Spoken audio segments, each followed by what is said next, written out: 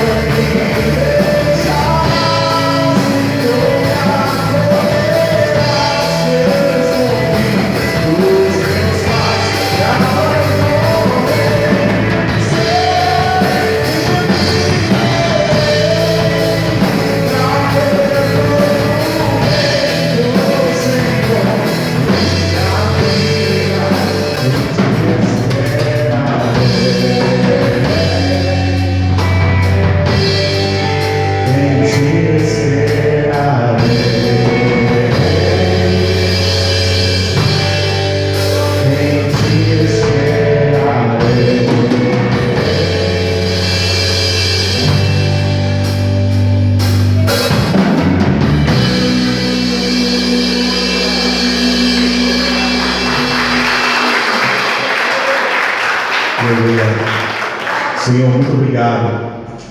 Muito obrigado por tudo que o Senhor tem realizado nessa noite.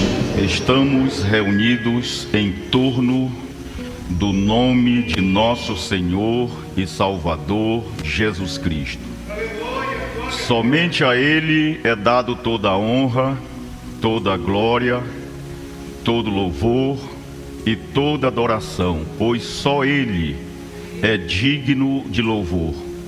Só Ele é digno de adoração, porque com seu sangue Ele nos comprou para Deus, de povos, de línguas e de nações. Deus amou o mundo de tal maneira que deu seu Filho unigênito, para que todo aquele que nele crer, repita comigo, para todo aquele que nele crê, não pereça, mas tenha a vida eterna. Irmãos, se a humanidade toda parasse,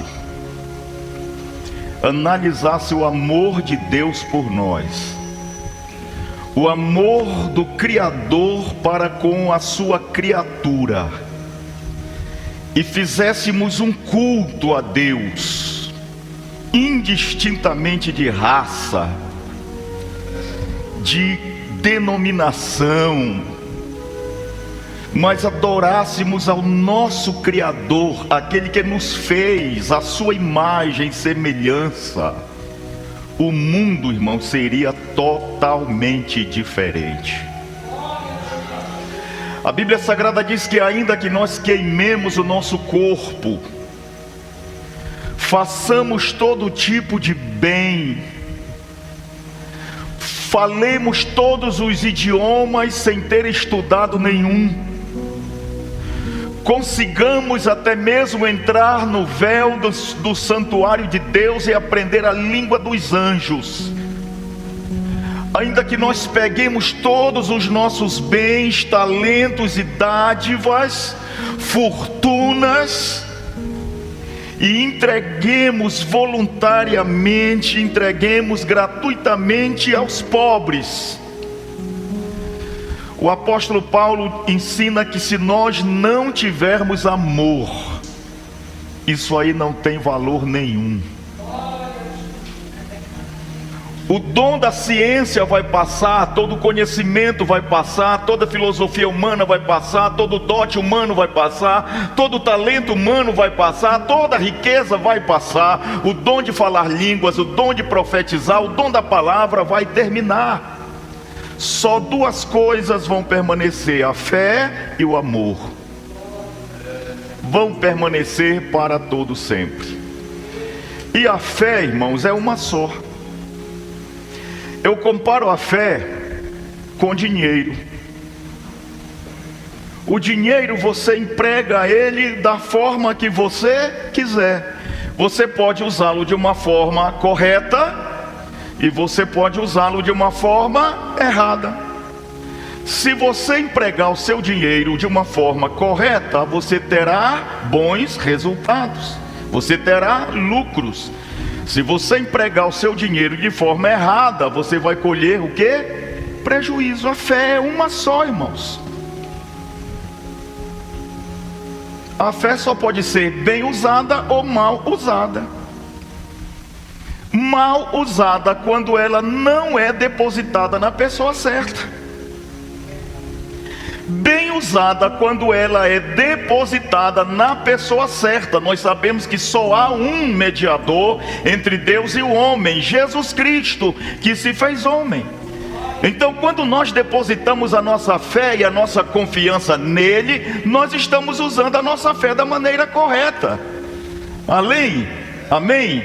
Louvado seja o nome de nosso Senhor e Salvador Jesus Cristo. E o que é que nós vamos colher? Vamos colher salvação, fruto de salvação, que é o arrependimento. E assim seremos salvos exclusivamente na pessoa de Jesus Cristo. Eu vou falar nesta noite sobre a justificação através da fé. Quantos podem repetir comigo? A salvação ou a justificação através da fé.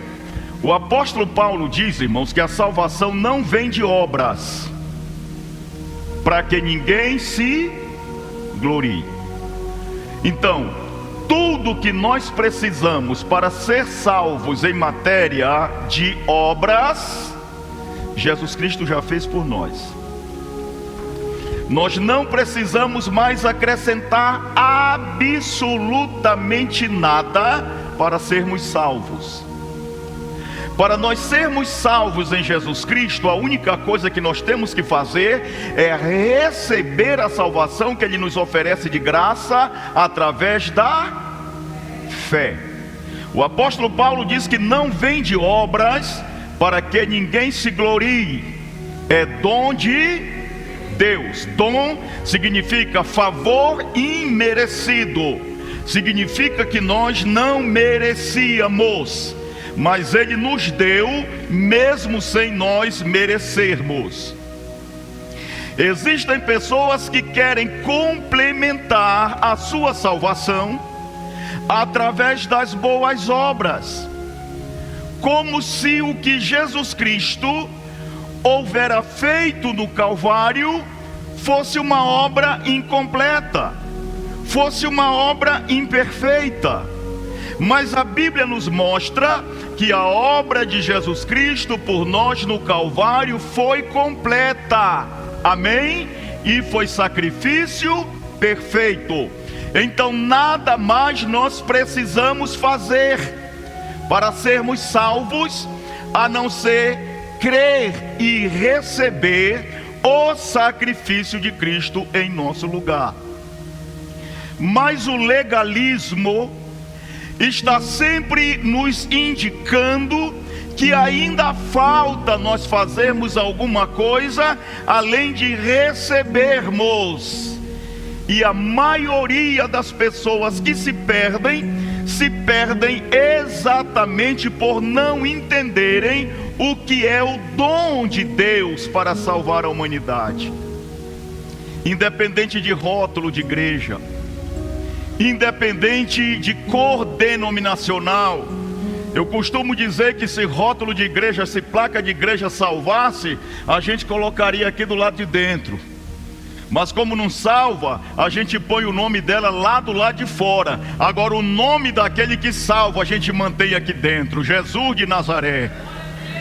O único caminho, ele diz: pois eu sou o caminho, a verdade e a vida, e ninguém vem ao Pai a não ser por mim.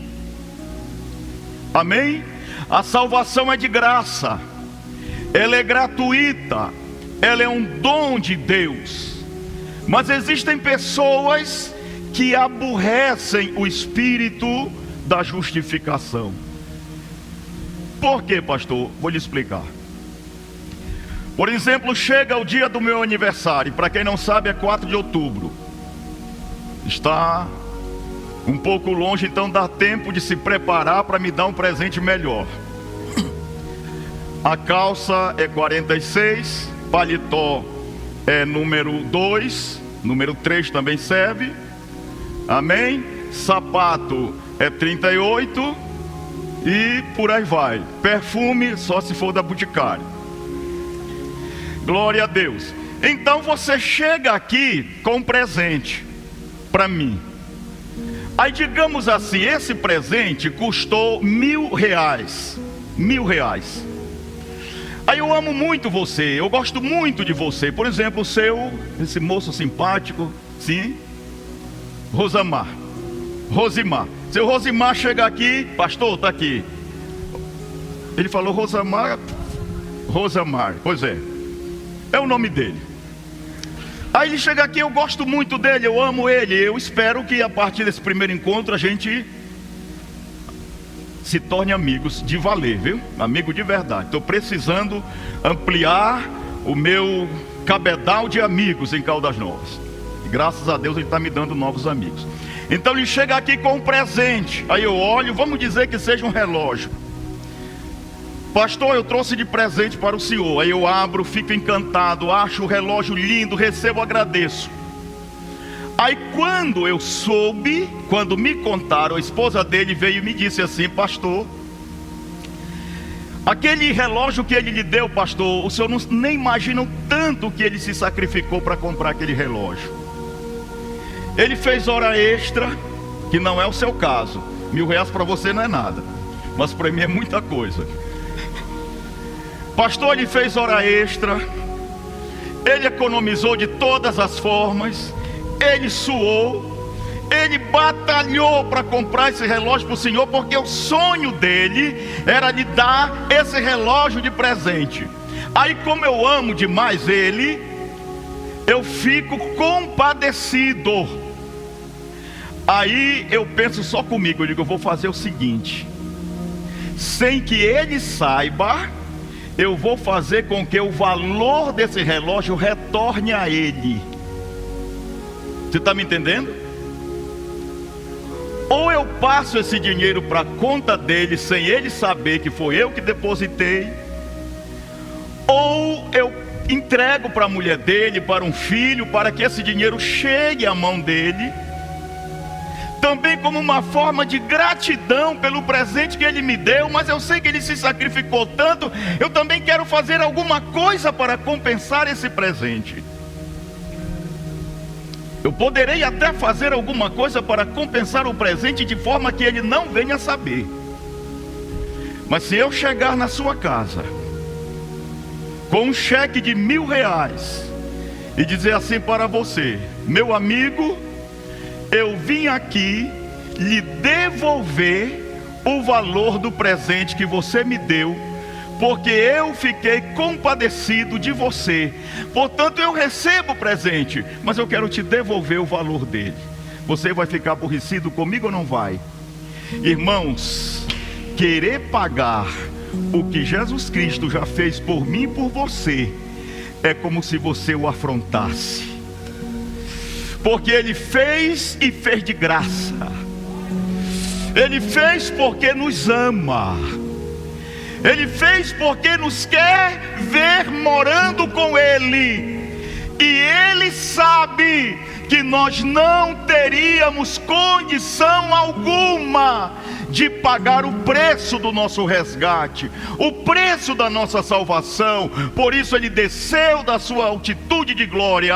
Lá em João capítulo 3,16 diz: porque Deus amou o mundo de tal maneira que deu seu Filho unigênito, para que todo aquele que nele crer não pereça, mas tenha vida eterna. Tudo que nós temos para fazer, ou que fazer para sermos salvos, é recebermos a salvação, é estendermos a mão e receber, é abraçar a salvação, é aceitar a salvação que está na pessoa de nosso Senhor e Salvador Jesus Cristo. Agora daqui para frente eu vou abreviar, mas nós vamos ler e você vai entender o plano da salvação, ou plano salvífico do Criador para com a sua criatura. O problema da humanidade começa no Éden, todos nós sabemos. O homem não foi feito para ficar doente. O homem não foi feito para morrer. É por isso que a gente não aceita a morte. Sabe que vai ter que morrer, mas não aceita a morte. Sabe que os nossos cachorros um dia vão morrer. Nossos cachorrinhos de estimação um dia vão morrer. E a gente já fica preocupado, e já a Joelma até chora de pensar que os delas vão morrer um dia. Mas a morte é certa, mas a gente não aceita. Porque nós não fomos feitos para morrer. A Bíblia diz que Deus colocou a eternidade no nosso coração. Nós fomos feitos para viver eternamente. O homem não foi feito para adoecer, o homem também não foi feito para pecar. O homem foi criado santo, porém com o direito de escolher entre o bem e o mal. Ao invés do bem, ele escolheu o mal. Ele não soube escolher. E por causa disso ele caiu aos olhos de Deus, ficou caído, encontrou-se em pecado. E o pecado causa separação entre Deus e o homem. Foi por isso que Jesus Cristo veio, para nos livrar da condenação da lei e do pecado. O pecado separa o homem de Deus. Então automaticamente o homem ficou separado de Deus. Mas Deus não ficou separado do homem. Quem me entendeu, levante a mão. O homem afastou-se de Deus pela desobediência, pelo pecado. Mas mesmo assim Deus não se afastou do homem. Como ele vinha na época da santidade, ele também veio na época do pecado. Da mesma forma que ele visitava Adão quando era santo, ele veio para visitar depois que Adão já era pecador. Adão foi que fugiu, mas não Deus. Deus, pelo contrário, seguiu a direção aonde Adão se encontrava, chamando-o: Adão, Adão, Adão, onde tu estás? Deus sabia, porque ele é onisciente, pela onisciência ele conhece todas as coisas. Mas ele queria que Adão viesse ao seu encontro, assim como o filho, mesmo desobedecendo o pai, se achega ao pai e pede desculpa, pede perdão. Se Adão tivesse vindo ao Senhor e tivesse pedido perdão, todo pecado morreria ali, porque a Bíblia diz que Deus é misericordioso, e quando ele perdoa o homem, ele lança o pecado no mar do esquecimento. Mas acontece que Adão não pediu perdão, Adão não reconheceu a sua falha, pelo contrário, culpou a sua esposa. A esposa também não pediu desculpa e nem perdão, culpou a serpente. E o Senhor Deus então lavra a sentença de ambos, e inclusive da serpente. Agora, se nós formos analisar, o problema está criado. O problema está generalizado. Põe logo aí para adiantar, Gênesis capítulo 10, versículo 11, versículo 8 a 12. Gênesis capítulo 10, versículo 8 a 12. Preste atenção. Vieram os descendentes de Adão e Eva já em pecado. Caim matou seu irmão Abel, primeiro suicídio. O pecado está agora mostrando a cara. Não é mais só um pecado abstrato, não é só a desobediência, agora um pecado visto, notório, notado e demonstrado, através de um assassinato. Amém? Quem está me entendendo? Agora o pecado está mostrando a cara. Todos estão caídos, todos estão contaminados, e o resultado da desobediência, o resultado do pecado está aparecendo. Tudo bem. Caim foge da presença do Senhor, leva a esposa dele. Aí vem aquele questionamento: com quem Caim casou? Com quem Caim casou? Ou com a irmã dele, ou com uma sobrinha. Porque quando nós vamos para o Gênesis, nós vamos ver: e Adão morreu com 930 anos e teve filhos e filhas. Segundo a tradição judaica, Adão teve aproximadamente 60 filhos e filhas. Então Caim foge com a sua esposa, e aí, lá na terra de Nod, ele constitui a sua família, e nasce Sete no lugar de Abel.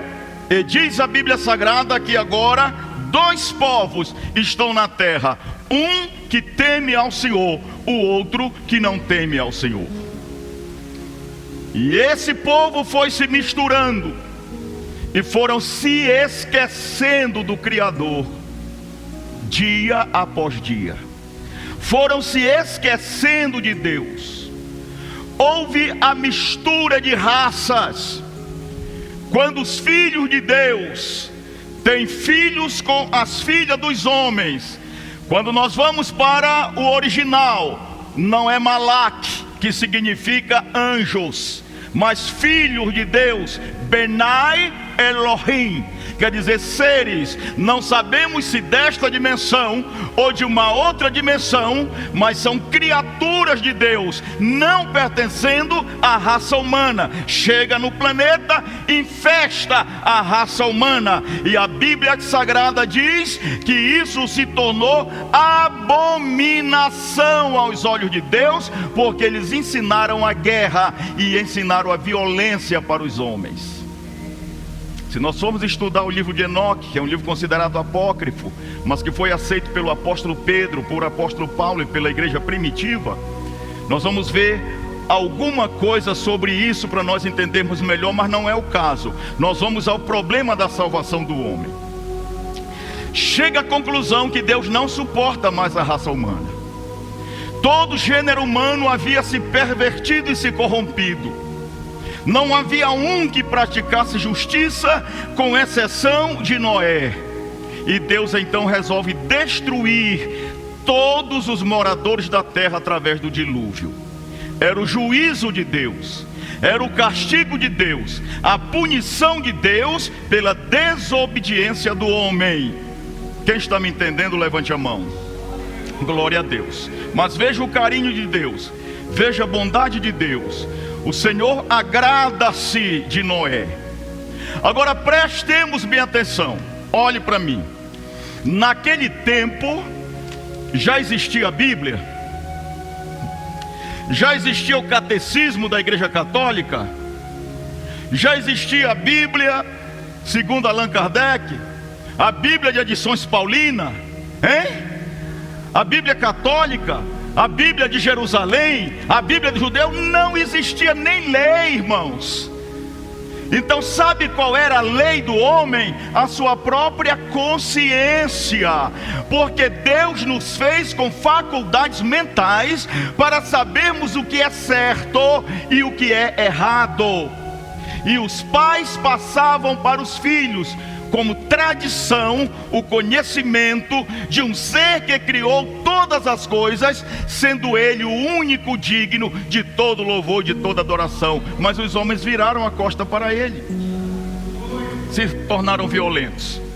E o Senhor Deus então encontra apenas um homem temente a ele, um homem justo e fiel, a saber, Noé e sua família, e põe Noé na arca. Destrói o mundo daquela época. Só escapou quem estava dentro da arca. Agora prestemos atenção que o problema vai continuar. Aí nós vamos ver a importância de nós termos Jesus Cristo. A única solução para nós é Jesus Cristo. A arca não solucionou o problema. Deus espera uma outra raça.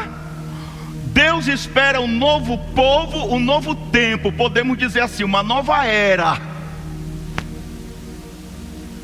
Novos adoradores, novos tementes a eles, novas criaturas que lhe amassem. Deus havia amaldiçoado a terra, sim ou não? e a terra vinha se arrastando sob uma maldição. Mas todos os que estavam debaixo da maldição, o Senhor eliminou pelo dilúvio. Agora fica uma família que Deus abençoou dentro da arca. Porém, quando eles descem da arca, Noé planta uma vinha, colhe as uvas, faz um vinho e se embriaga. Amém? Até aí tudo bem. Ele pecou? Não, porque aquilo foi uma coisa ocasional. Ele não era um beberrão, não era um alcoólatra. Alguém tenta explicar, mas até hoje não tem explicação. Uns dizem que a camada de ozônio se rompeu, e até onde eu estudei, camada de ozônio é imaginária. Até hoje a ciência não sabe se existe ou não existe, é uma coisa que se imagina. Mas alguém diz que no dilúvio a camada de ozônio se desfez, então os raios ultravioletas do sol afetaram a uva e fizeram a fermentação pela primeira vez, e Noé fez o mesmo vinho que era acostumado a tomar e não se embriagava, agora já tinha fermentação. Mas eu não acredito nisso. Eu acredito que a fermentação já existia, sim senhor. Ele tomou com certeza de propósito para esquecer tudo aquilo pelo qual ele havia passado. Mas até ele não pecou. Mas acontece que um filho dele viu ele nu dentro da tenda e zombou da nudez dele. Chegou lá fora, contou para os irmãos, e os irmãos então vieram de costa para não ver a nudez do pai, cobriram ele com um lençol. Mas quando Noé se despertou da embriaguez, Jafé e Sem contaram para ele o que tinha acontecido. Noé chamou o filho, e o mesmo problema do qual Deus tinha livrado a humanidade através do dilúvio, Noé joga na humanidade de novo através da maldição que ele lançou ao seu filho.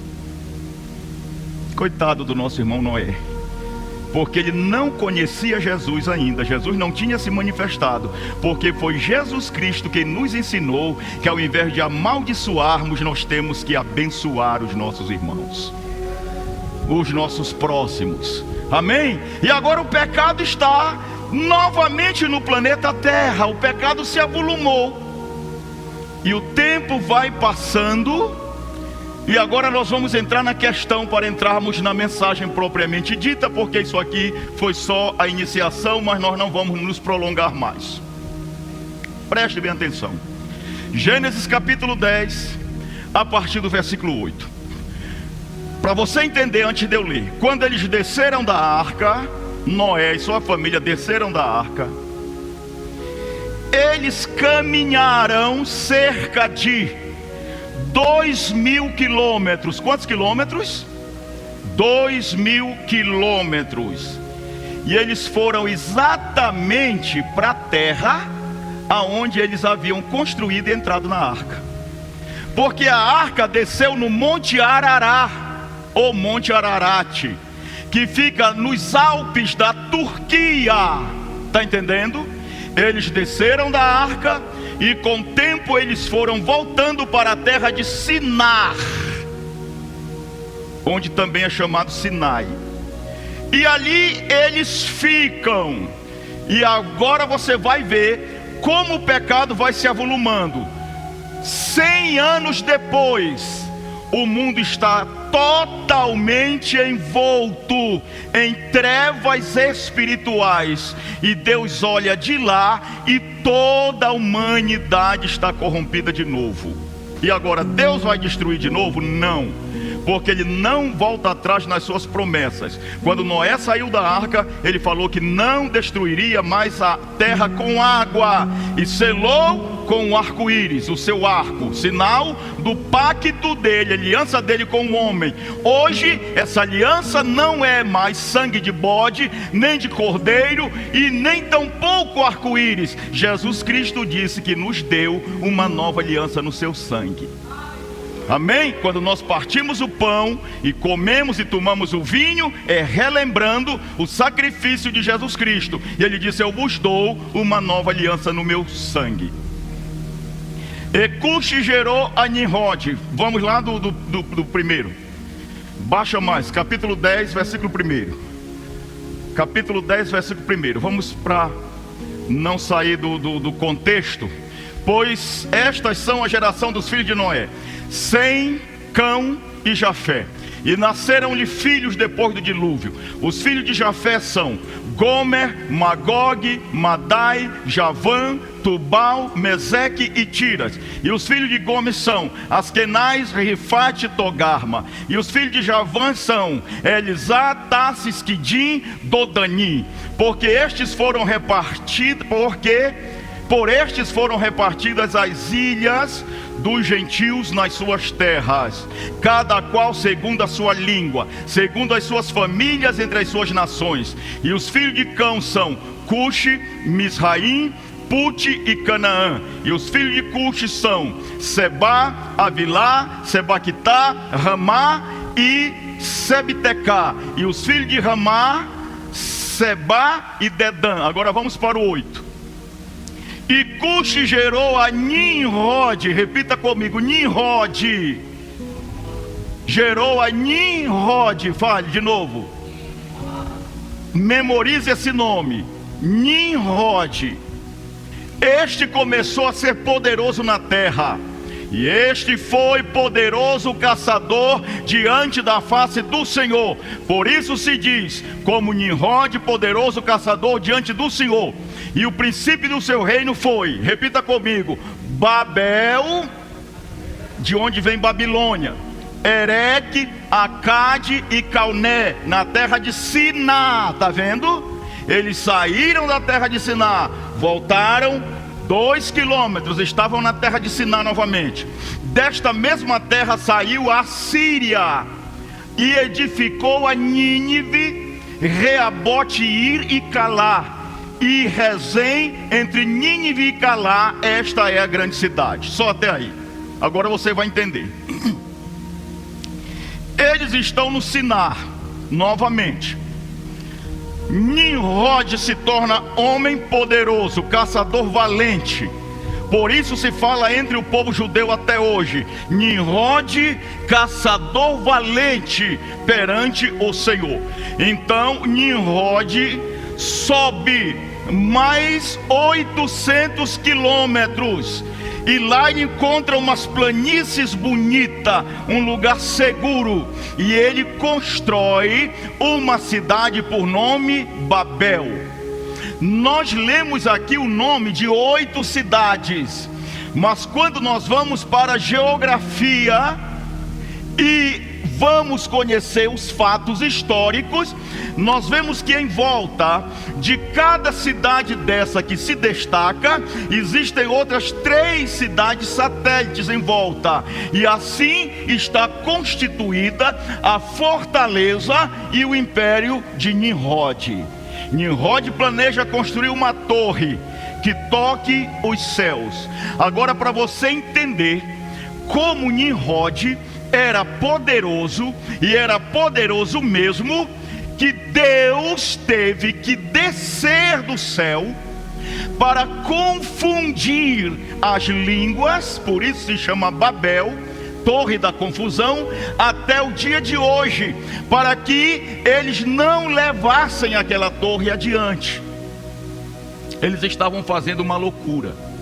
Nimrod era altamente poderoso. Então o Senhor confunde as línguas, e na construção da torre, o que está lá em cima pede argamassa, e o que está embaixo entende tijolo.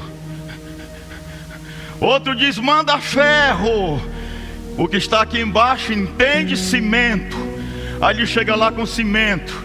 Aí eles não se entendem mais e descobre que grupos estão falando a mesma língua, mas nem todos falam a mesma linguagem. E agora eles vão se dividindo em grupos e formando nações. Isso era o plano de Deus para que a face da terra fosse povoada.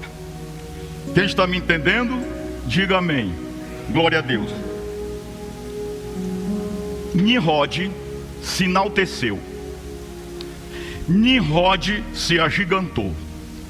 Nimrod, para você ter a noção, ele foi o primeiro homem a domesticar o cavalo. Ele domesticou o cavalo e ele andava montado em cavalos. E ele não temia fera nenhuma. quando eu estudei a vida de Nimrod particularmente, eu me assustei em estudar que o esporte favorito de Nimrod era caçar leões. Talvez seja por isso que na antiga Babilônia, os arqueólogos já descobriram e confirmaram que realmente existia uma grande imagem de Nimrod montado num cavalo matando um leão com a sua lança. Então, 100 anos depois que Noé saiu da arca com a sua família, Nimrod se engrandeceu tanto, se tornou um deus no meio do seu povo, de forma que todos lhe prestavam homenagem, louvor e adoração. Quando Nimrod morreu, os babilônicos, que na época ainda era Ezeque, ainda era Babel, construíram uma estátua para Nimrod, e a própria arqueologia hoje confirma isso. E todo o povo daquela época passou a adorar Nimrod como Deus. Haviam esquecido totalmente do Criador. O homem agora mergulha-se na ignorância espiritual. O homem agora mergulha-se nas trevas.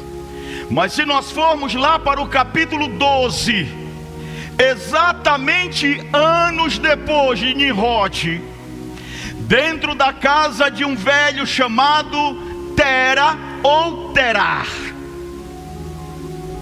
há um jovem, muito novo ainda, que recebe a iluminação do alto, de que existe um Deus acima de Nimrod. Existe um Deus que criou os céus e a terra. E não existia Bíblia, não existia catecismo, não existia edições Paulina, nem João Ferreira de Almeida, não existia nada disso. Abraão apenas creu que havia um Deus que criou os céus e a terra, e ao invés de ele adorar Nimrod e muitos outros deuses que já existiam, representando Júpiter, representando Vênus, representando Sol, representando Lua ou estrelas, ele passou a adorar um Deus invisível, porém real, que está aqui conosco nesta noite. Quem está sentindo a presença dele, levante a mão e glorifique o seu santo nome. Não importa se você é da igreja católica, não importa se você é da igreja evangélica, não importa se você é do espiritismo. O que importa é que nós somos feitura das mãos de um único Deus. Aleluia! O que eu acho interessante é que quando Jesus começa a pregar os evangelhos, lá em Mateus capítulo 28, ele não diz assim: ide por toda a face da terra e fazei espírita de todas as nações, ide pela face da terra e fazei evangélico de todas as nações, fazei católico de todas as nações. Não, ele disse: ide por todo o mundo e fazei discípulos, discípulos, discípulos. Quem é discípulo? Discípulo, irmãos, é todo aquele que aprende com o mestre. E quem é o mestre? É Jesus. Nós estamos aqui aprendendo com ele. Quantos podem dar uma salva de palma para ele? Louvado seja o nome de nosso Senhor e Salvador Jesus Cristo. Nós somos discípulos de Jesus. Amém? Quando nós abrimos a Bíblia, nós estamos aprendendo com o mestre dos mestres. Jesus não é fundador de religião, irmão. Religião não salva ninguém. Se religião tivesse salvado alguém, Jesus não vinha. Não teria vindo morrer por nós. Quando ele veio, pelo menos 4 grandes religiões já dominavam a terra naquele tempo. Mas religião não salva ninguém. A palavra religião vem do latim religare. Só quem liga ou religa o homem com Deus é Jesus Cristo. Pode estar na igreja que tiver, na denominação que tiver, se não tiver Jesus, está perdido. Aleluia! Levante a mão e glorifique a Ele toda a honra, a Ele toda a glória e a Ele todo o louvor. Nós estamos aqui reunidos em torno da pessoa dEle. Preste bem atenção. E agora Deus olha e se agrada de Abraão. E agora nós vamos entrar na mensagem para encerrar. Põe lá Romanos capítulo de número 4. Romanos 4. Agora deixa eu perguntar uma coisa e você me responde. Como era que Abraão ia praticar boas obras se ele não tinha a prescrição? Paulo diz que as leis não salvam ninguém. Guarda de sábado não salva ninguém. Guarda de lua não salva ninguém. Guarda de domingo não salva ninguém. Rótulo de igreja não salva ninguém. Obras também não salva ninguém. Quem salva é Jesus Cristo. Mas as boas obras que não nos salvam foram feitas para que andássemos nela ou nelas, como resultado da salvação que já veio a nós pela fé. Quem me entende, levante a mão. É resultado de salvação, não é mérito de salvação. Porque até o momento Abraão não tinha boa obra nenhuma, porque nem lei ele tinha. Romanos capítulo 4. Abraão foi justificado pela fé. Que diremos, pois? Ter alcançado Abraão, nosso pai, segundo a carne? Eu vou traduzir esse segundo a carne para você. Quando a Bíblia fala segundo a carne, ela está falando segundo o esforço próprio. Entendeu? O que foi que Abraão conseguiu com Deus através do esforço próprio dele? Para Deus olhar para ele e dizer assim: você é justo, eu a partir de hoje te considero justo. Junta aqui para mim, Rafael. O que foi que Abraão fez? Em termos de obras,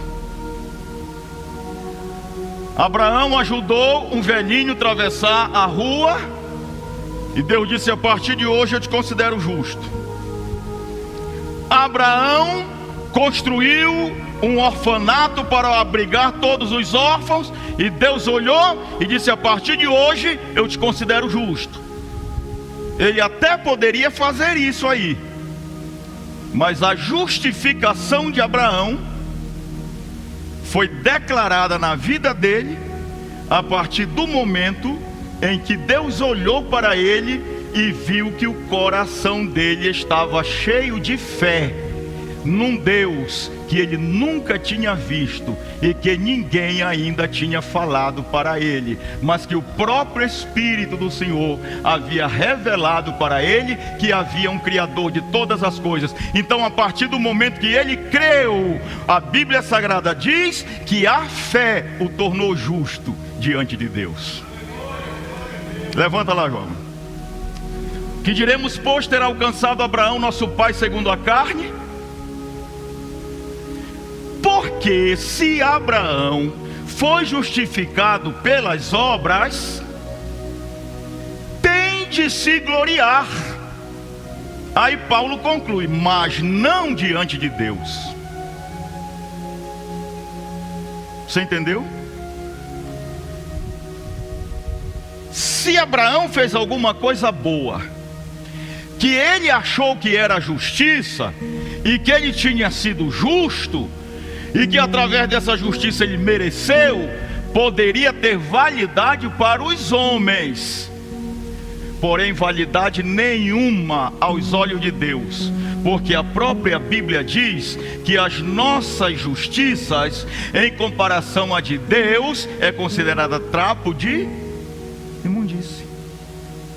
Como pode seres injustos praticar justiça? Então vamos lá. 13 ou 14. Cadê? Pelo que diz a Escritura, pois o que diz a Escritura? Interrogação. Creu Abraão em Deus, e isto foi-lhe imputado como justiça. A justiça de Abraão veio da ou das obras? Veio da fé. Preste bem atenção. Aí você depois vai ficar confuso aí e me dizer: pastor, e como é que Tiago fala que a fé sem a obra é morta? Irmão, isso aqui é um quebra-cabeça. Eu vou te explicar direitinho aonde é que isso aí entra. Pois que diz a Escritura: creu Abraão em Deus, e isto foi imputado como justiça. A justiça não veio das obras, a justiça veio da fé. Ora, aquele que faz qualquer obra, não é lhe imputado galardão. Eu vou trocar essa palavra por salário. Não é lhe imputado salário segundo a graça, mas segundo a dívida. Você vai entender. Rafael me chama: pastor, meu sogro, venha cá. Eu chego na casa dele: dá para o senhor capinar esse quintal para mim? Dá. Por quanto o senhor faz? R$100. Aí eu pego a enxada, capino o quintal. Quando eu termino de capinar o quintal, o Rafael pega e me dá os R$100. Então ele não me deu uma dádiva, ele não me deu uma gratificação, ele não me deu um presente, ele me deu o que o meu trabalho mereceu. Amém? O que eu cobrei, ele me deu. Então, se Abraão tivesse feito alguma coisa, o galardão não seria débito. Está entendendo? É isso que ele está explicando, Paulo explicando.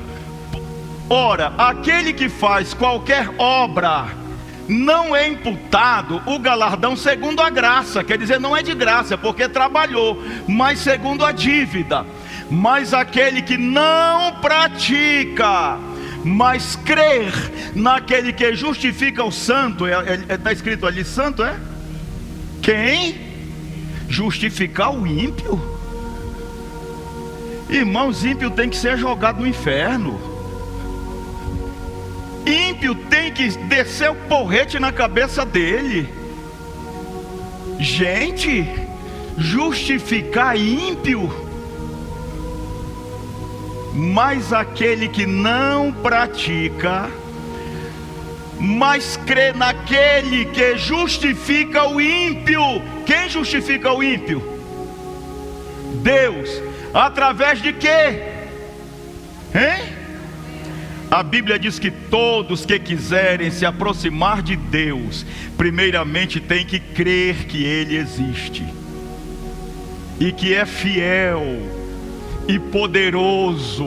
Sabe por que às vezes a gente entra em tanta enrascada, a gente entra em tantos problemas e sofre tantas enfermidades? Sabe por quê? Porque muitas vezes, no momento em que a gente está precisando receber, ou pedir, ou se apossar de uma bênção de Deus, a nossa consciência nos acusa e diz: você é um pecador, você é mau, você é perverso, você não merece. Aí a gente olha para dentro da gente e vê que na realidade a gente não tem merecimento nenhum para receber. Sim ou não? Mas o que Jesus está nos ensinando hoje através da sua palavra é que nós não merecemos mesmo, mas Ele faz questão de nos dar, mesmo sem nos merecer, sem nós merecermos, porque Ele é amoroso e nos dá como favor, como graça. Graça é favor imerecido, favor que não se merece. Deu para entender? Então, a partir do momento que nós descobrimos isso, irmãos, Satanás tira aquele peso da nossa cabeça e da nossa consciência, porque nós sabemos que nós não temos justiça para apresentarmos diante de Deus, mas através da fé, Jesus Cristo se torna justiça por nós. Ele é a justiça de Deus por nós. É por isso que João diz: filhinhos, não pequeis, mas se pecardes, tendes um advogado para com o Pai, Jesus Cristo, o justo. Ele torna-se advogado de todos aqueles que acreditam, que confiam, que creem nele. Amém? como é maravilhoso, irmãos, e como é fácil recebermos as bênçãos do Senhor nosso Deus.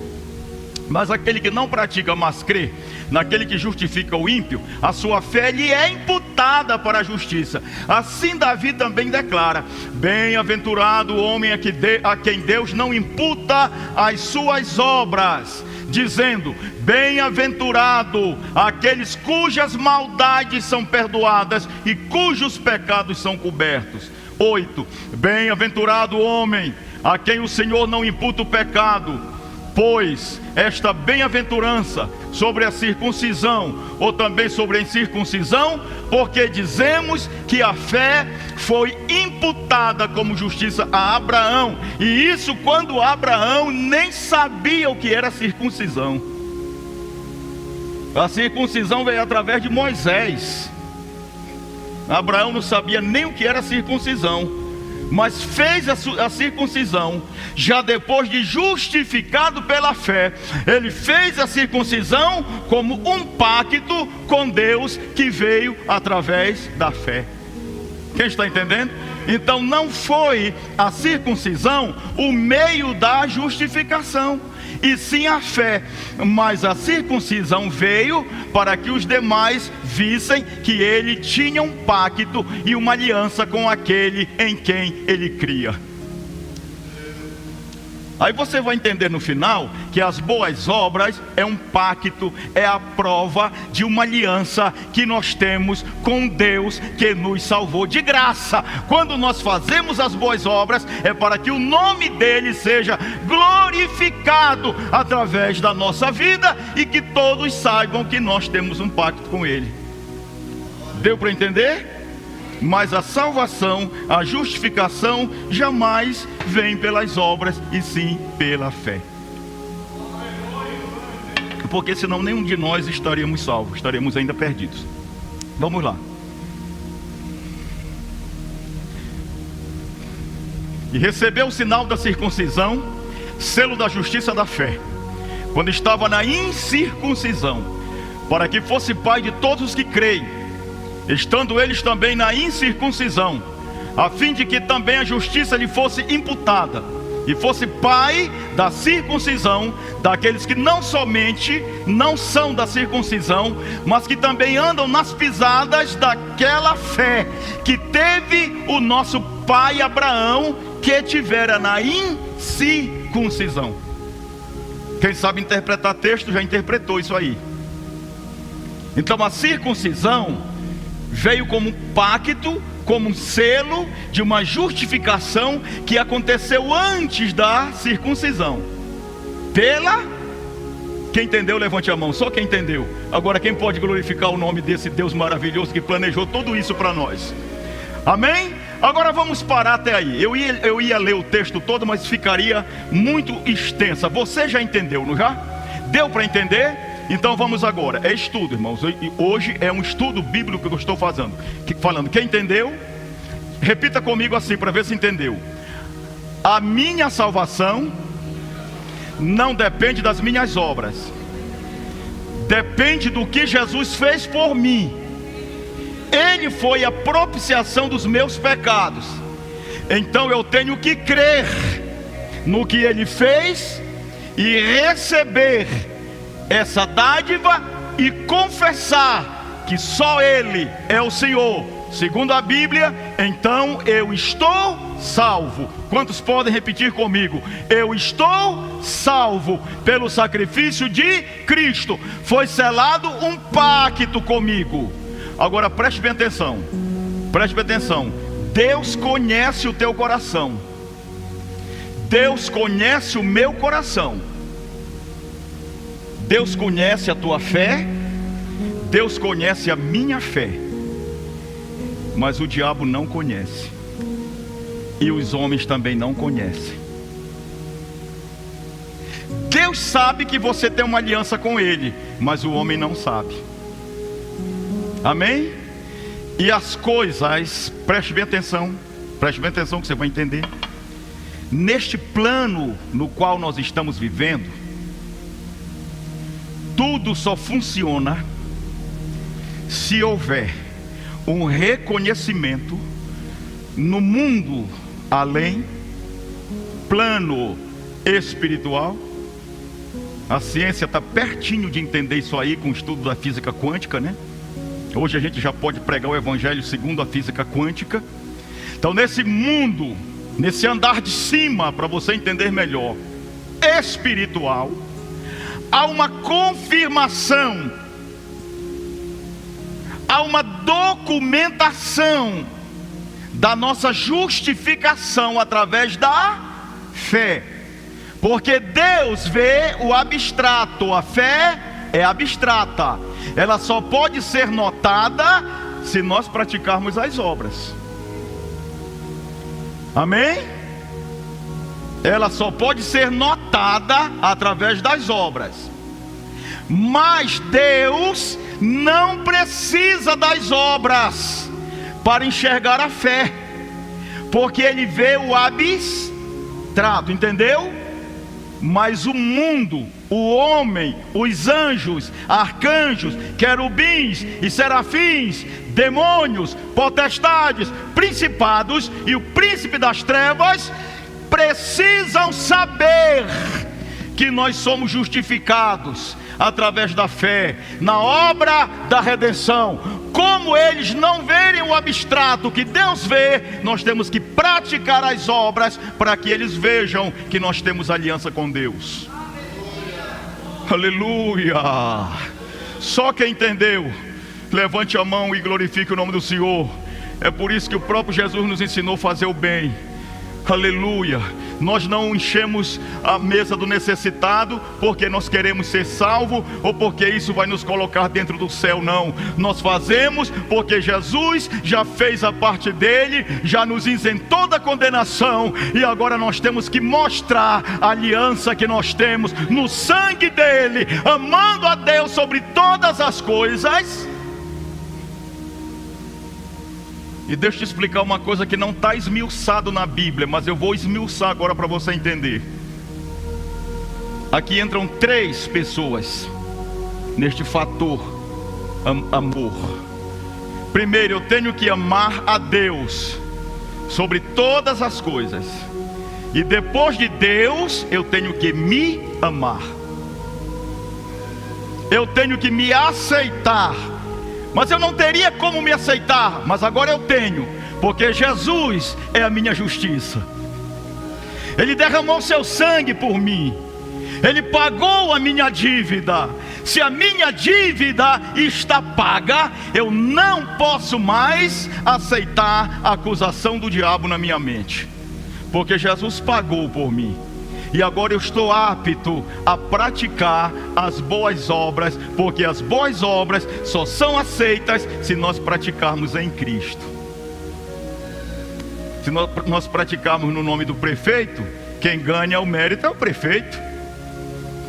Mas na Bíblia Sagrada todo o mérito é de Jesus Cristo. É por isso que nós estamos reunidos aqui. É por isso que nós louvamos a Deus lá, e vocês vieram e louvaram aqui. Ou amanhã ou depois nós estaremos reunidos em torno dele, porque o mérito é dele, não é nosso, gente.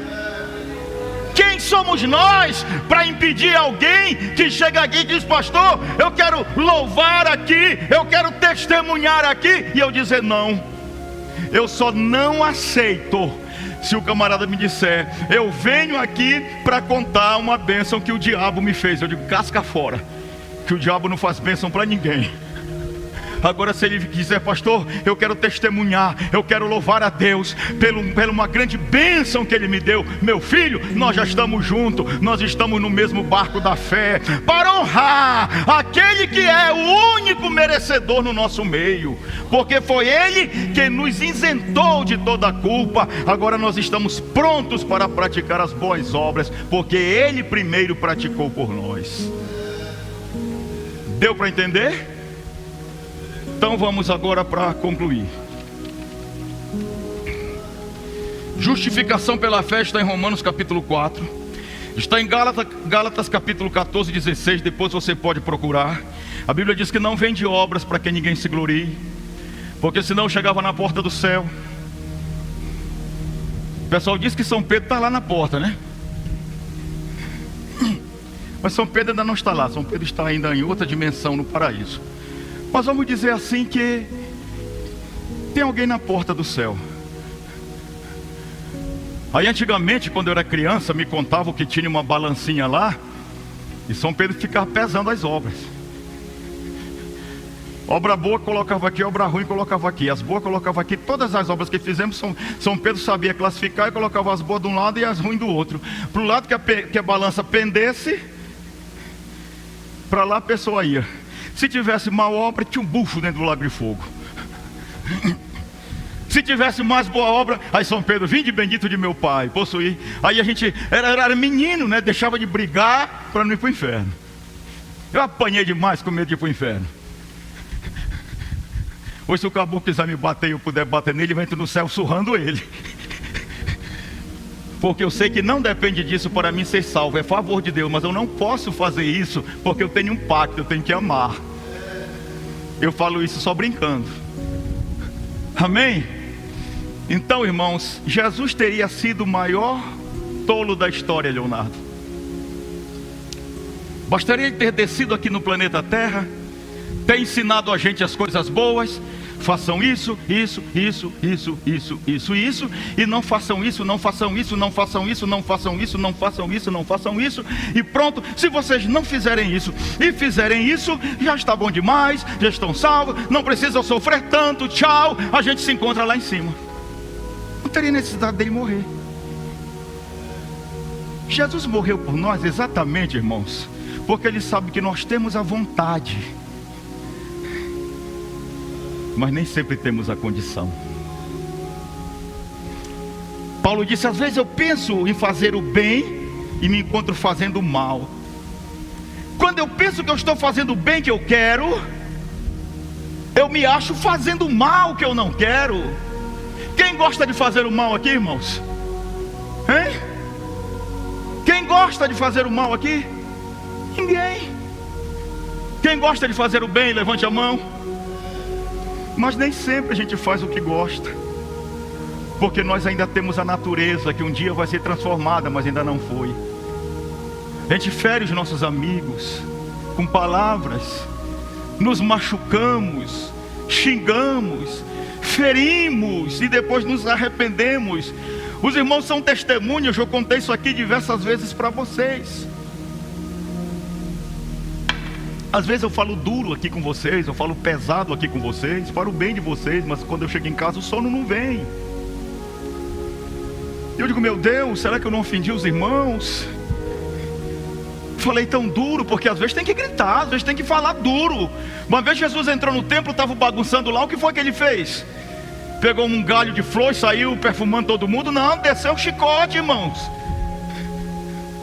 E depois ele disse, Pai, o zelo pela tua casa me consome. Eu sei que lá no centro é assim também. Se estiver pisando fora da trilha, tem que saculejar. É por bem, é amor. A Bíblia diz que o Senhor Deus corrige aqueles que Ele toma por filho. Que dia nós teríamos justiça, boas obras, suficiente para nos salvar? Se a gente não consegue fazer o que quer, casa e na frente do altar jura fidelidade um ao outro, e ainda diz para o padre, ainda diz para o pastor, que até que a morte separe, 2 anos depois estão separados. Você casou pensando em separar? Não. Mas os percalços da vida, os problemas vieram, coisas que não estavam na tua agenda aconteceram. Se eu tivesse agora aqui e eu notasse que desabou um coco ali de cima e vem cair na minha cabeça, e eu no reflexo visse o coco, será que eu teria como ficar pensando para que lado eu pularia?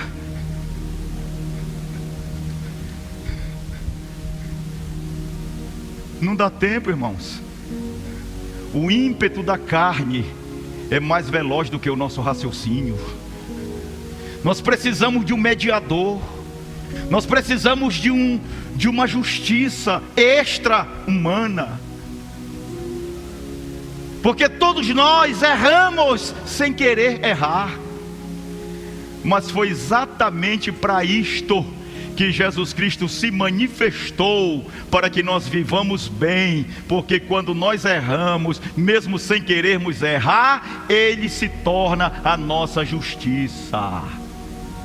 A crucificação dele, o sangue derramado, nos purificou de todo o pecado.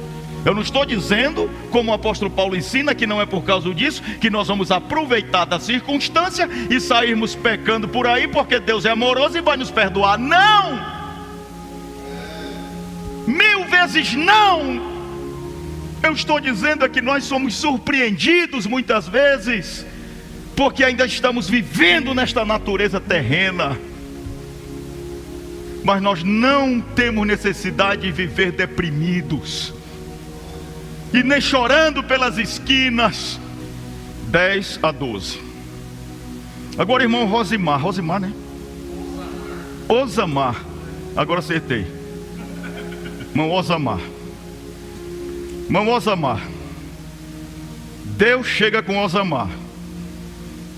Diz: Osamar, eu vi tua fé. Todo mundo aí adorando o sol, adorando lua, adorando a estrela, mas tu me conhecestes sem que eu me apresentasse a ti. Então tu tem algo que vai além de justiça. Tu tens a fé. E a partir desse momento eu te considero justo. Por onde tu andar, Abraão? Tu pode até mentir, justo, Abraão, mas tu vai ser justo. Porque Abraão mentiu 2 vezes, dizendo que Sara era apenas irmã. Mentiu. Abraão também errou. Abraão disse: sai do meio da tua parentela, porque eu não quero você com parente. Ele levou Ló. O camarada errou. Mas Deus não estava justificando ele pelas obras, ele estava justificando pela fé. Então, Abraão, tu és justo. E agora Abraão pode andar pelo Egito, Abraão pode andar por onde ele quiser. Deus está olhando para Abraão e ali está o meu servo, ele é justo. Satanás nem se atreve de acusar ele, porque Deus foi quem tornou ele justo pela fé. Agora preste bem atenção. Ele recebeu uma promessa de Deus e creu na promessa. Sara não creu do jeito certo, mas Abraão creu. Por isso que eu falei aqui, fé é como dinheiro. Você usa da forma errada ou da forma certa. Quando usa da forma certa se dá bem. Quando usa da forma errada tem prejuízo. Sara não creu como ele creu. Ele não se apressou e esperou 24 anos. E Sara só vivia dizendo: e cadê o Deus da promessa? E cadê o Deus da promessa? E cadê o Deus da promessa? Até que ela teve aquela ideia de entregar sua escrava Agar para ter um filho com Abraão, para a promessa de Deus se cumprir. Criou um problema para Israel até hoje, que são os árabes, descendentes de Ismael. Tudo bem, mas Abraão ficou crendo na promessa. 24 anos depois a promessa se cumpriu. 40 anos depois que Deus tinha justificado Abraão, só Deus sabia que Abraão era justo. Só Deus e Abraão. Deus sabia porque Deus sabia porque olhou para Abraão e viu a fé. Não foi as obras, foi a fé. Até o momento foi fé. Depois é que vem as obras. Aí preste bem atenção. Deus sabia porque viu a fé. E Abraão sabia porque Deus falou. Então Abraão sabia que era justo. Deus também sabia que Abraão era justo. Porém, mais ninguém sabia. Sara não sabia, Terá não sabia, ninguém na terra sabia. Nem os anjos sabiam. 40 anos depois, aí Deus decide, Deus resolve e diz: eu não vou deixar que Abraão seja conhecido só por mim como justo. Agora todo mundo vai saber que ele é justo. Ele é justo para mim pela fé, mas ele vai ser justo agora para os anjos e para os homens através das obras. Entendeu? Só quem entendeu, deu uma salva de palmas para esse Deus que faz um quebra-cabeça. Não vende obras para que ninguém se glorie. Está em Efésios capítulo 1, versículo 10. Agora vamos lá. Para o capítulo de número 12. Aliás, 22. Capítulo 22, versículo 10 a 12. 10 a 12. 22, cadê? Já está? 22, 10 a 12. Preste atenção, irmãos. E estendeu Abraão a sua mão e tomou o cutelo para imolar o seu filho. Mas o anjo do Senhor, olhe lá que esse anjo está com A minúsculo. Então é Malaque, não é Benai Elohim, é Malaque. Está lá, no hebraico é Malaque. Então vamos lá, ó, Malaque do Senhor, o anjo do Senhor, lhe bradou desde os céus. E o anjo está com A minúsculo, não é teofania. Desde os céus e disse: Abraão, Abraão. E disse ele: eis-me aqui. Então disse o anjo: não estenda a tua mão sobre o moço e não lhes faça nada, porquanto agora eu sei que temes a Deus e não me negastes o teu filho, o teu único filho. Deu para você entender? 40 anos depois, o Senhor diz: agora, Abraão, eu preciso que a tua fé e a tua justiça seja reconhecida pelos anjos e pelos homens, porque eu te tornarei pai de todas as nações. Como é que você vai fazer, Senhor? Pega o filho da promessa, o filho que eu te dei, leva para o Moriá e oferece em sacrifício a mim. Agora sim, agora a fé de Abraão vai ser documentada no mundo físico, porque no mundo espiritual ela já era pela fé, mas agora vai ser documentada no mundo físico. Foi para isto que Deus deu testemunho lá do céu e disse: esse é o meu filho amado, no qual eu tenho tido prazer. Porque senão Deus, Jesus Cristo, poderia ter se humanizado, subido na cruz, morrido por nós, mas não ficaria documentado entre os homens. Nós nem saberíamos da história, estaríamos salvos sem saber. Mas Deus deu testemunho do Filho, o Espírito Santo desceu sobre ele. João Batista disse: esse aí é o Cordeiro de Deus que tira o pecado do mundo. E na cura do paralítico em Cafarnaum, o próprio Jesus Cristo disse: para que vocês saibam que o Filho do Homem tem poder na terra para perdoar pecados, a ti eu te digo, paralítico, toma a tua cama e vai para a tua casa. Jesus se documenta diante dos homens como Filho de Deus. Desde João capítulo 1, versículo 1, ele era Deus. No princípio era o verbo estava com Deus e o verbo era Deus. Mas ele se humanizou e documentou a sua identidade de Manuel entre os homens, que significa Deus conosco. Então agora, porque nós somos salvos pela fé, nós vamos excluir as obras? Não. Não mais as obras da lei mosaica, mas as obras que Jesus Cristo nos ensinou a fazer, amando a Deus sobre todas as coisas e depois a nós, porque se nós não amarmos a nós mesmos, como nós vamos amar o nosso próximo? Porque a Bíblia está dizendo: amar a Deus sobre todas as coisas e o próximo como você se ama a si mesmo. Eu tenho certeza que no dia que eu estou pregando aqui, vocês verem a minha gravata torta lá, vocês ficam com vontade de arrumar, porque vocês não querem me ver mal arrumado, sim ou não? Porque vocês não zelam só por vocês, vocês zelam por mim. Eu faço parte do corpo de todos aqueles que receberam o mesmo sacrifício que eu recebi, que creram no mesmo Cristo que eu recebi. Então agora nós somos considerados irmãos, corpo de Cristo na terra. Ele é o cabeça, nós somos membros uns dos outros para vivermos em amor, e assim todos haverão de saber que nós somos filhos de Deus, justificados pelo sacrifício de Cristo. Eu já vi muitos crentes, irmãos, e oxalá todo crente entendesse isso. Porque tem muitos que dizem assim: Leonardo, eu não preciso mais fazer boas obras porque Jesus já fez por mim.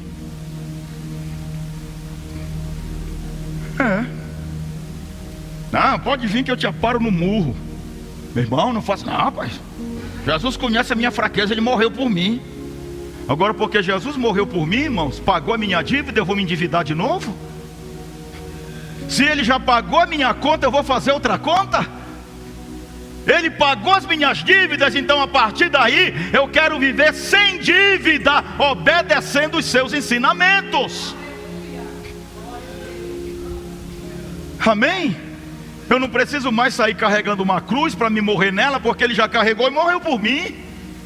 Mas eu preciso amar o meu irmão como a mim mesmo, independente de credo, independente de religião. Se nós não sentirmos pelo ser humano o que Jesus sentiu, o que Deus sente, vamos desistir dessa bobagem de dizer que somos cristãos. Os discípulos de Jesus Cristo foram chamados cristãos pela primeira vez na Antioquia, porque quando eles olharam para os discípulos, eles viram a imagem de Jesus Cristo refletida neles, pelo comportamento. Eles falavam como Jesus Cristo, eles sentiam como Jesus Cristo, eles pensavam como Jesus Cristo, eles andavam como Jesus Cristo, eles se comportavam como Jesus Cristo, eles amavam como Jesus Cristo. Aí eles olharam e disseram: é cristãos. Pela primeira vez eles foram chamados de cristão lá na antiga Antioquia. Aí quando foi no século 300 anos depois, Constantino vai e oficializa cristianismo como religião. E eu sempre costumo dizer que eu nem sei se eu sou cristão, porque não foi Jesus que disse que eu sou cristão, porque não foi Deus que disse que eu sou cristão, foi os irmãos da Antioquia. Agora, uma coisa eu posso afirmar para vocês: eu tenho procurado ser discípulo de Jesus Cristo. Amém? Porque quando eu digo que eu sou cristão, eu torno Cristo um sistema. Porque cristianismo, Cristo, significa ungido. Ismo, todos nós sabemos, significa sistema. Então é um sistema de unção. É um paradoxo. Dentro da teologia isso é um paradoxo. Mas digamos que sejamos cristãos, porque um dia os discípulos também foram chamados cristãos. É por isso que eu digo que o principal é nós amarmos. Se nós não amarmos os nossos irmãos, os nossos semelhantes, como o Senhor nos amou, é em vão dizermos que somos cristãos. Amém? Agora, não trocando os fatores, porque alguém diz que a ordem dos fatores não altera o produto, mas na salvação altera. Se colocarmos as nossas boas obras como mérito de salvação, nós estamos cuspindo no sacrifício de Cristo. Nós não dependemos de mais nada para ser salvo além do que Jesus já fez. A obra dele foi vicária, a obra dele foi total, a obra dele foi perfeita. Agora vamos praticar as boas obras como resultado da salvação em nós, que nós abraçamos pela fé na pessoa de Jesus Cristo. Isso independe do lugar, só depende da pessoa bendita de nosso Senhor e Salvador Jesus Cristo. Então, quando Abraão levanta a mão com o cutelo para matar o menino, o anjo grita lá de cima e diz: Abraão, Abraão, não estenda a tua mão para matá-lo, porque agora eu sei. 40 anos depois foi que os anjos vieram saber. Agora eu sei que que temes a Deus, que tu és fiel a Deus, que tu és justo de Deus. E ficou registrado aqui, para que nós saibamos que Abraão tinha uma aliança com Deus, que Abraão foi justificado por Deus. Agora, no mundo abstrato, no mundo invisível, você não enxerga, os irmãos não enxergam de lá para cá, e nem eu enxergo daqui para lá, com os olhos da carne, a marca do sangue do Cordeiro de Deus que tira o pecado do mundo, que está aspergida sobre vós e sobre mim. Mas quando Deus olha, Ele enxerga, e isso aplaca a sua ira. Os demônios, o mundo tenebroso em volta, enxerga e nos respeita, porque sabe que nós temos um dono. Vamos ficar de pés, irmãos, em nome de Jesus. Quem entendeu a lição de hoje, dê glória a Deus. Amém? Ah, pastor, mas eu achava que eu tinha que fazer as boas obras para ser salvo. Não, você tem que fazer muito mais agora, porque já é salvo. Você tem que fazer como gratidão pelo sacrifício dele por você na cruz do Calvário. E não tem nada, Leonardo, que agrade mais o coração de Deus do que nos ver amando o nosso próximo. Foi o que os irmãos cantaram aqui. Que eu leve a paz onde não tenha paz. Que eu leve o amor onde não tem amor. Todos nós que estamos aqui, que cremos na obra redentora do Calvário, não há mais condenação para nós. Não há. É a Bíblia quem diz. E as boas obras, pastor? A Bíblia nos ensina a fazer, porque o Senhor fez as obras e as deixou, as boas obras, para que nós andássemos nela. Já depois de termos alcançado a salvação que vem da fé na obra redentora do Calvário. Esta é a doutrina bíblica, é a doutrina paulina. Senhor nosso Deus, nosso Pai,